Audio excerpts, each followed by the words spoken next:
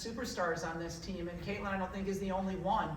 But certainly Caitlin is a superstar. Monica is in her own right, and we have really good players surrounding them that I think Caitlin, the way she handles herself, allows that. Everybody sees that she's the hardest worker. Everybody sees all the extra time that she puts in. She's a great teammate as far as crediting her teammates, with success and building them up all the time. So I think part of that is due to Caitlin, and I think it's part of it is the culture of our program, and that we really stress that everyone is important on our team. Everyone matters. It is one of our values, and when you walk into our locker room, you see it on the wall. They see it every single day when they walk in, and we talk about it almost every day, that everyone in our circle is just as important as the next person. Did you worry when she came in that, is this going to work? Is that going to happen? What happened? Was there a concern there that the pieces were all going to go together? I think you never know for sure how a freshman's going to blend in with a team. So you're never completely sure. But we knew how competitive that Caitlin was in high school. And sometimes that's all a person sees. You don't get to know a person as well as we do, like talking to them on the phone and having visits with them and really having some deep conversations. And so I don't know that, everybody gets to see that part of Caitlin that we do and understand. She understands that she needs everybody else to get to where she wants to. And that helps a lot. For all the positivity around the program right now, I'd say everybody can agree that last year didn't end the way that you guys wanted it to, but how do you feel that little bit of disappointment kind of permeated the offseason and blended with all the positive talk and kind of served as that motivation, amid everything else that's coming? Yeah, Dargan, I think that, last year, was really crushing at the end. And it just is a great reminder to everybody that every possession counts. One basket counts, one rebound counts, one turnover counts, because that's all it really came down to. And we lost to a really good team that advanced to the Elite Eight. But it has definitely been a very good driving motivator for our team. We talk about it a lot. We talk about it almost daily. We're bringing up examples from that game or that we fell short, because I think if you don't do that, you're not using an opportunity to really motivate your athletes and kind of fuel the fire a little bit for them. Now, we don't want to focus on it so much that it's all that they see. We certainly want to celebrate the Big Ten championship and the Big Ten tournament and those type of things as well, because if you focus just on a loss, that's a little depressing, right? And who wants to come to practice then? So we really try to use it more as a fuel for fire than anything else. Coach, how far back has Sharon come, and who is probably the most likely backup to Monica in the post?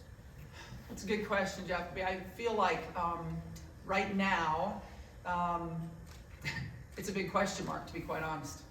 We're not there yet. We're not there to just say that this person is a backup to Monica. It's still a tight race, and right now, Sharon is competing for that time, but also AJ Ediger, also Addison O'Grady, and we've been messing around with Hannah Stolke at that position a little bit as well.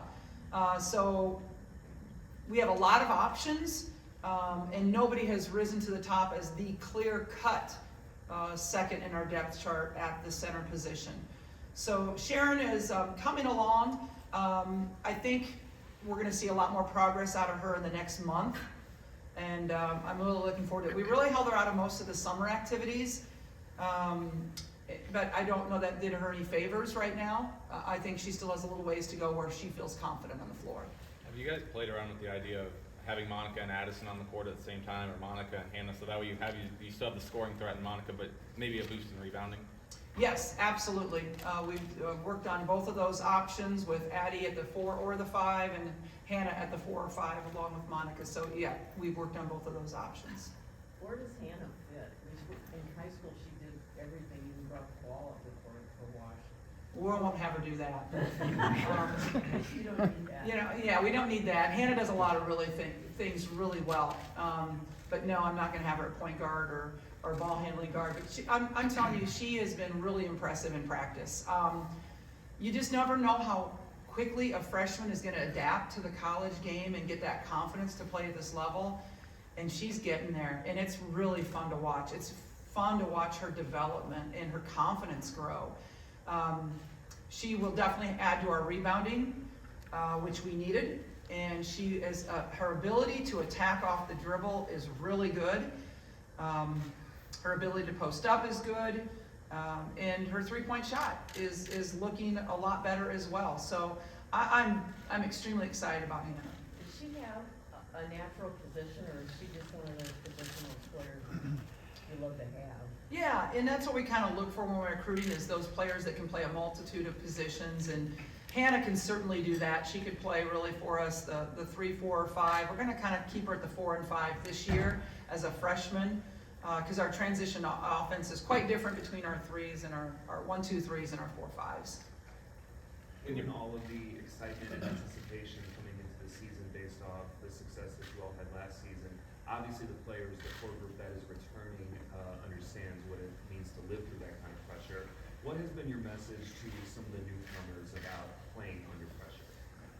Yeah, they don't have any idea yet. I mean, right, you're coming from high school to college and everything is different. The court's longer, it's more physical. I mean, it's such a rude awakening for freshmen, you know, that first game. And I'll be glad, you know, when we have an exhibition game that's open to the public, so they'll get an opportunity to see what it's like with a buzz in Carver Hawkeye Arena, not just a quiet Carver Hawkeye Arena during practice. You know, I would hope that our freshmen don't feel as much pressure as our upperclassmen, you know, because they are freshmen, right? I mean, they shouldn't. They should be coming in here to learn, to grow, and they shouldn't have that much pressure. Now, my upperclassmen, they are the ones that should have pressure on them. And like I said at Big Ten Media Day, you know, Billie Jean King told me that one time, you know, pressure is a privilege, and that's what we are trying to use. She actually wrote that out on a piece of paper and signed it for me, and we have it framed in our locker room. It's something I want my players to see. You know, this is what you work for, is to be ranked high in the country. Does it bring pressure? Yes. But man, you worked hard for it, so you better enjoy it too.